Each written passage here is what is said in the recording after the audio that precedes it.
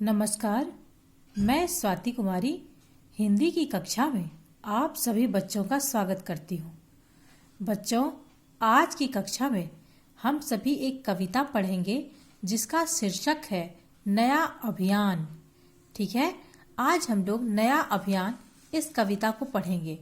और जैसा कि आप सभी जानते हैं, जब भी मैम आप सभी को कोई कविता या कहानी पढ़ाती है तो पहले उस पाठ से संबंधित लेखक या कवि के जीवन से आप सभी को परिचित करवाती है। तो आइए पहले हम लोग इस पाठ के कवि, उनके जीवन से परिचित होते हैं। बच्चों, इस कविता के कवि हैं प्रोफेसर आलोक कुमार गुप्ता। पहले हम लोग इनके जीवन से परिचित होते हैं।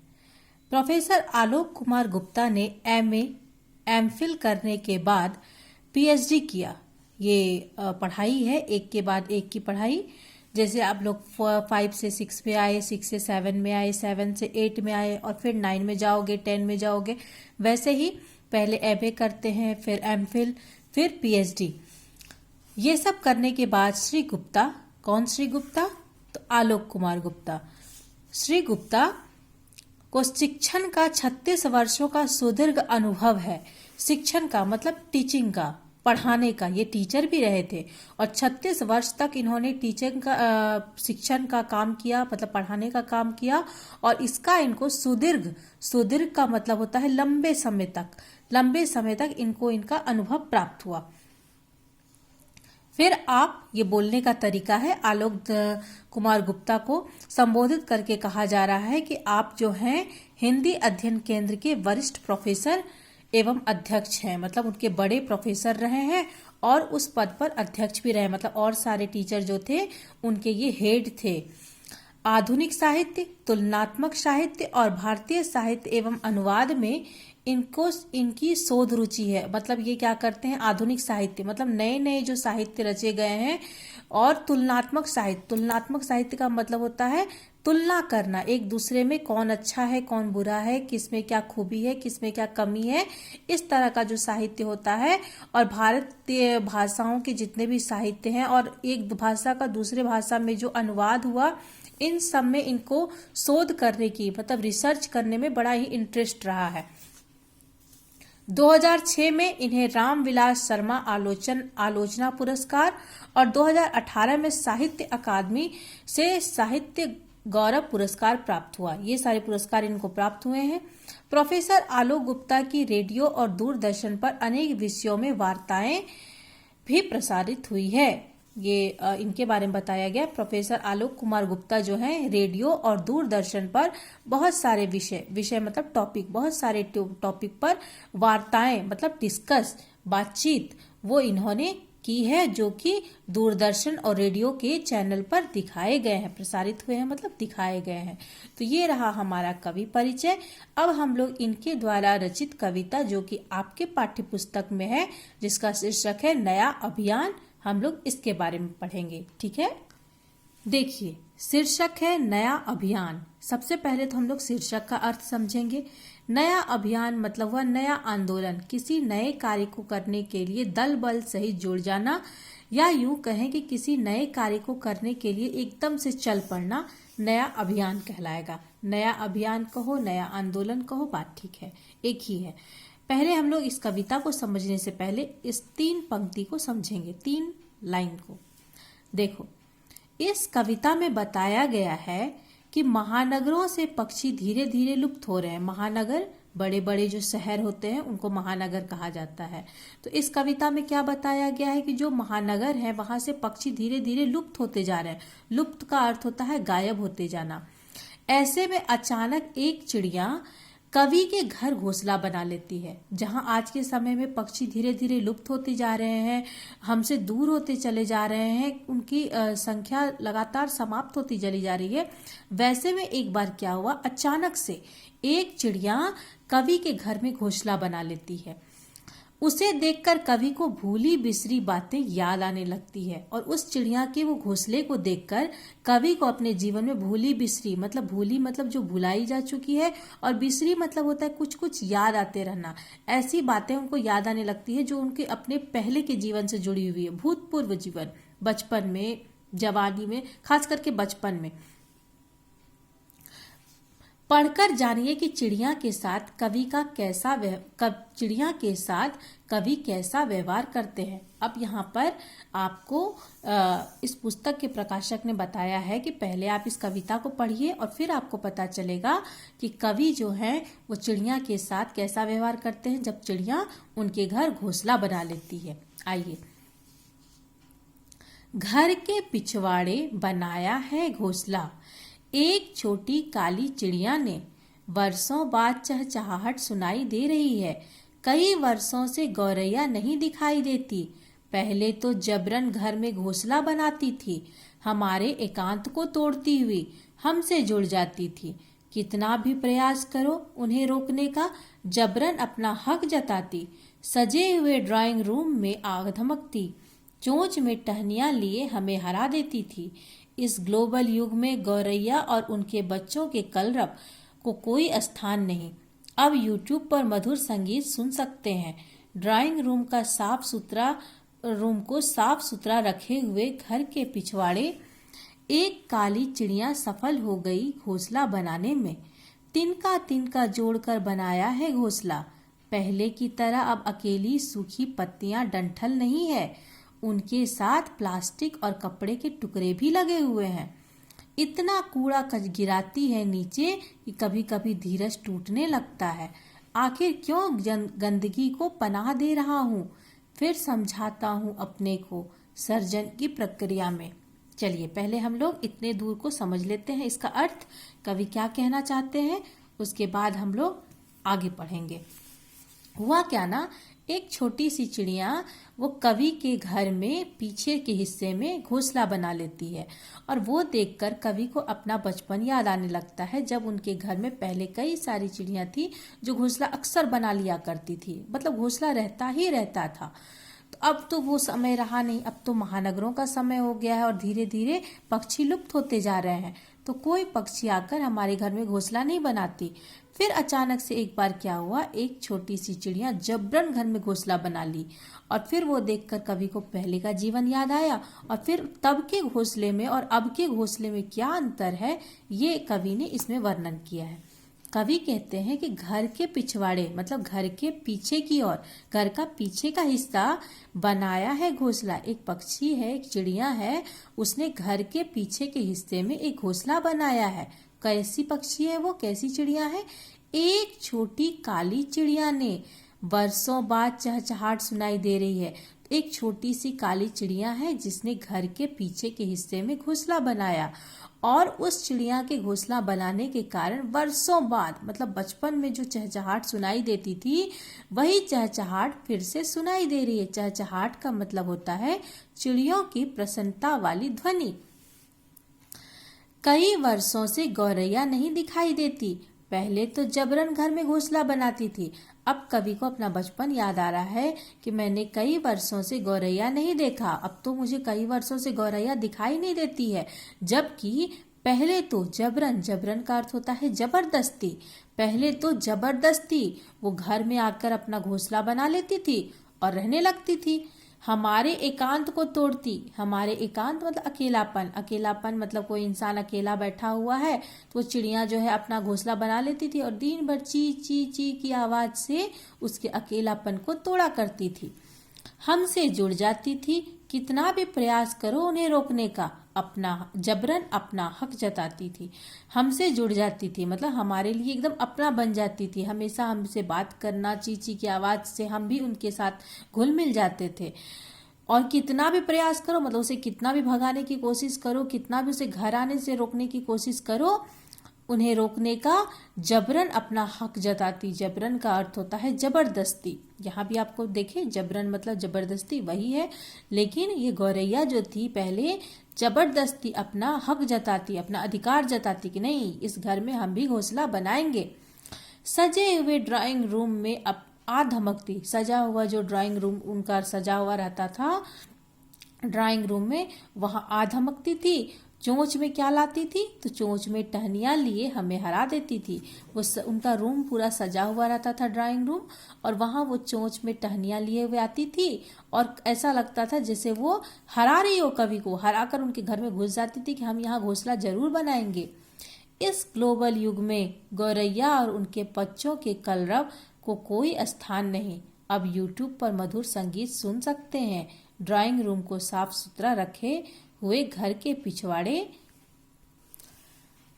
एक काली चिड़िया सफल हो गई घोंसला बनाने में। देखो यहाँ पर कवि ने क्या बताया कि अभी जो है ग्लोबल युग है, मतलब संचार साधनों के उन्नति के कारण संचार साधन क्या हुआ, जिससे हमारी खबर एक देश से दूसरे देश से खबरें हमारे पास बहुत जल्दी आ जाती है। जैसे टेलीफोन, टीवी, कंप्यूटर, ये सब है संचार के साधन है। तो इन सब का अत्यधिक विकास होने के कारण पूरा विश्व जो है एक तरह से सिमटता चला जा रहा है और आधुनिक होता चला जा रहा है, इसलिए इसे ग्लोबल युग कहा जाता है। तो इस ग्लोबल युग में गौरैया और उनके बच्चों के कलरव मतलब मधुर ध्वनि, गौरैया और उनके बच्चों की मधुर ध्वनि को कोई स्थान नहीं मिल रहा है।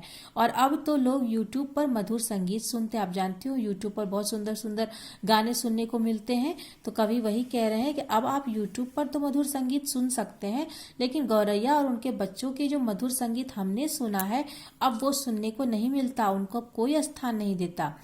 ड्राइंग रूम को साफ सुथरा रखे हुए घर के पिछवाड़े, वो बोल रहे हैं कि मैंने ड्राइंग रूम को पूरा साफ सुथरा रखा है, लेकिन घर के पिछवाड़े फिर एक बार एक काली चिड़िया सफल हो गई क्या करने में? घोंसला बनाने में। और अब वो अभी की बात कर रहे हैं, एक काली चिड़िया है और वो फिर से सफल हो गई क्या करने में?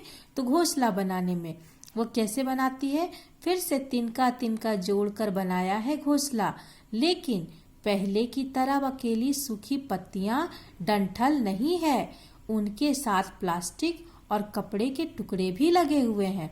इतना कूड़ा गिराती है नीचे कि कभी कभी धीरज टूटने लगता है। कवि कहते हैं कि ये जो चिड़िया है वो तिनका तिनका जोड़कर घोंसला बना रही है, लेकिन उसके घोंसले में पहले के जो पक्षी लोग थे वो तिनके पत्तों इसी से घोंसला बनाते थे, लेकिन अब जो ये घोंसला बना रही है इसमें केवल सूखी पत्तियां और डंठल नहीं है, बल्कि उनके साथ वो प्लास्टिक को भी चुन के ले आती है, कपड़े के टुकड़े भी ले आती है। आप जानते हो कि अभी के समय में कूड़ा करकट इतना ज़्यादा बढ़ गया है कि इसका कुछ कहना नहीं है, और लोग प्लास्टिक का, कपड़ों का जिस तरह से बहुत ज़्यादा यूज़ करते हैं, और ख़ास करके प्लास्टिक जो कि बहुत ही हानिकारक है, आप जानते हैं ये बात, इसका भी प्रयोग लोग बहुत ज़्यादा करते हैं और इसे कूड़े में फेंक देते हैं, जिसे हमारे जो जानवर लोग हैं, गाय, भैंस, बकरी, ये लोग उस प्लास्टिक को खा जाते हैं, जिसके कारण उनके सेहत पे बहुत बुरा असर पड़ता है। तो ये पक्षी है, ये चिड़िया है, ये बाहर जाती है चोंच में डंठल पत्तियां लाने, तो वो प्लास्टिक और कपड़े भी लेकर आ जाती है।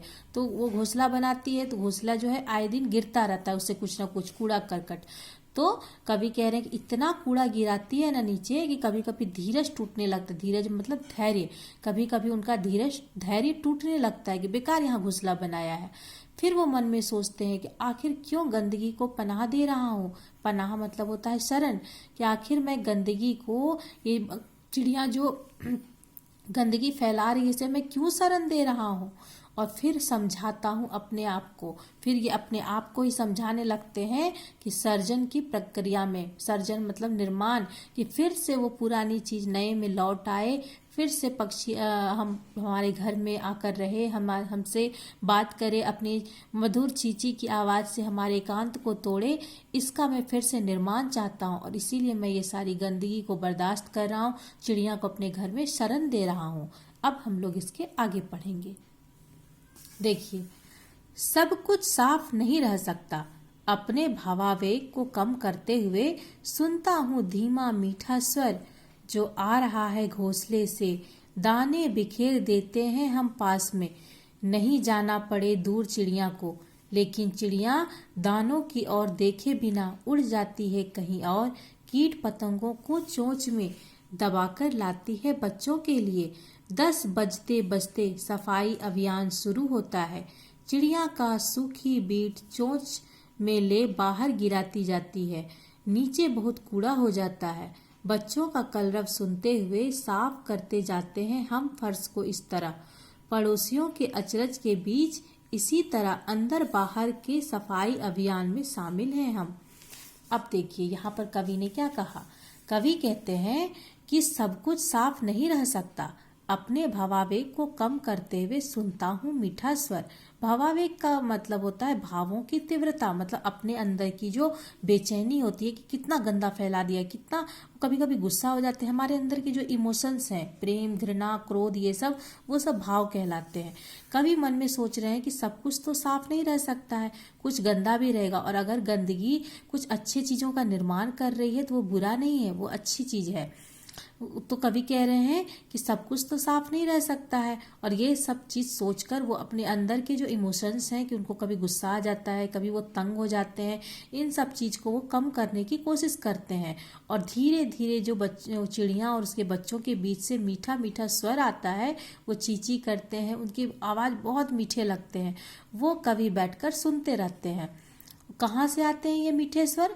जो आ रहा है घोंसले से, दाने बिखेर देते हैं हम पास में, और ये सारे स्वर घोंसले से आते हैं। फिर कवि क्या कहते हैं कि दाने बिखेर देते हैं हम पास में, नहीं जाना पड़े दूर चिड़िया को। कवि जो है चिड़िया के घोंसले के नीचे दाने, चावल के दाने, चूड़ा, कुछ भी बिखेर देते हैं ताकि चिड़िया उस दानों को खाए और चिड़िया को कहीं दूर नहीं जाना पड़े। लेकिन चिड़िया दानों की ओर देखे बिना उड़ जाती है कहीं और, कीट पतंगों को चोंच में दबाकर लाती है बच्चों के लिए। लेकिन वो जो चिड़िया है उस दाने को वो देखती तक नहीं है, और वो सीधे उड़ जाती है, कहीं और चली जाती है, और वहां से वो कीट पतंग, जो छोटे छोटे कीट होते हैं, कीड़े मकोड़े पतंगे ये सब होते हैं, उनको वो अपने चोंच में दबाकर लाती है। किसके लिए? तो बच्चों के लिए। आपको पता है चिड़िया बच्चों को खाना कैसे खिलाती है? बच्चे भी मुंह खोलते हैं और चिड़िया अपने चोंच से ही उनके मुंह में डालती जाती है, तो इस तरह से बच्चे खाना खा लेते हैं। तो वो अपने बच्चे के लिए चोंच में दबा कर लाती है, और 10 बजते बजते, मतलब दिन का जो 10 बजता है, उसमें उनका सफाई अभियान शुरू हो जाता है। सफाई अभियान भी कैसे शुरू होता है? अभियान मतलब योजना, उनका जो सफाई करने का योजना है, तरीका है, वो शुरू होता है। कैसे? तो चिड़िया जो है सूखी बीट चोंच में लेकर बाहर गिराती जाती है, उसके घोंसले में जितने सूखे बीट होते हैं उसको लेकर वो बाहर गिराती जाती है, जिसके कारण नीचे बहुत सा कूड़ा जमा हो जाता है। बच्चों का कलरव सुनते हुए तो फिर कवि क्या करते हैं, वो जो बाहर गिराती है ना, घोंसले से निकाल निकाल के नीचे बहुत जमा हो जाता है कूड़ा, तो फिर कवि उस सबको बैठकर साफ करने लगते हैं। तो जब बैठकर नीचे साफ करते हैं तो बच्चों की घोंसले से बच्चों के कलरव सुनते हुए, बच्चों की जो मधुर आवाज है वो सुनते हुए साफ करते जाते हैं हम फर्श को। इस तरह फर्श मतलब जमीन, कि वो खुद बैठकर जमीन को पूरा साफ करते हैं और बच्चों की कलरव, उनकी मधुर स्वर सुनते रहते हैं। और कवि को ऐसा देखकर उनके पड़ोसियों को आश्चर्य होता है, क्योंकि अब के समय में वो रहा ही नहीं कि हम अपने घर में पक्षियों को शरण दें, ऐसा सोच लोगों के अंदर नहीं है। तो कवि ऐसा कर रहे हैं तो पड़ोसियों को आश्चर्य हो रहा है। पड़ोसियों के अचरज मतलब आश्चर्य के बीच इसी तरह अंदर बाहर के सफाई अभियान में शामिल हैं हम। कवि कहते हैं कि पड़ोसियों को अचरज होता है, आश्चर्य होता है कि हम ऐसा कैसे कर रहे हैं, लेकिन उनके आश्चर्य के बीच में चुपचाप रहकर अंदर और बाहर के सफाई अभियान में शामिल हैं। मतलब पक्षी है, बाहर जाती है और बाहर से पूरा कचरा उठाकर घर में लाकर घोंसला बना देती है, और फिर उससे जो कचरा गिरता है नीचे, कवि बैठकर उस सबकी सफाई करते हैं। इसीलिए कवि यहाँ बोल रहे हैं कि हम अंदर और बाहर दोनों की सफाई अभियान में हम शामिल हैं। बच्चों, मैं उम्मीद करती हूँ कि आपको ये कविता समझ में आ गई होगी। नया अभियान, नई योजना, नया आंदोलन, मिलकर काम करने की जो एक नई शुरुआत होती है, ये कविता का अर्थ हुआ। आपको मैं उम्मीद करती हूँ कि कविता समझ में आ गया होगा। नहीं भी समझ में आया हो तो आप मन ही मन पूरा भावार्थ कीजिएगा इसका, और अगर आपको एक शब्द का भी प्रॉब्लम हो तो आप क्वेश्चन पूछ लीजिएगा, ठीक है। मैं इस पार्ट में जितने भी क्वेश्चन है ना, इसका आंसर PDF तैयार करके आपको दे दूंगी, आप उसे जरूर नोट कर लीजिएगा, ठीक है। Thank you.